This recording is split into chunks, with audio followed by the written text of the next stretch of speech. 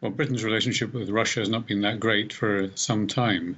We've had various episodes over the last few years, not least the annexation of Crimea, where attempts have been made by the Western powers to punish Russia. And let's face it, Vladimir Putin turns around to them and says, fine, you can shout all you want, I'm not changing my approach. So is there anything the British should be doing differently? Is there anything more they can do? Well, there's been speculation in the press about using cyber technology to try to attack the Russians, to which the retort has been, well, be careful what you wish for here, because if you start attacking the Russians, who are very good at this, they're going to reciprocate in a way which is going to be damaging to you.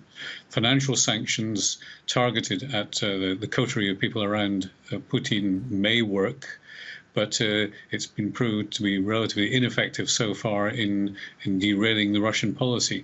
And maybe one other consideration in all of this is that a Russian election is imminent, and this is a chance for the Russian hierarchy, to put it that way, to show that it is not going to be pushed around by anybody else. They're going to resist whatever sanctions are imposed. The United States and Europe are standing with the UK for now. We've had this joint statement today.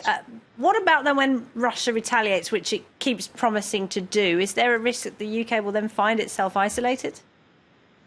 Well, I think that the French, the Germans and the Americans will stand by the UK in this respect. But the real question is whether all this saber rattling about the Russians will make any difference to the way the Russians behave. And that's where I become very doubtful. I don't think it's going to change their behavior very significantly. Do you not think the British government should be taking any action, despite the fact a deadly nerve agent has been deployed on British soil?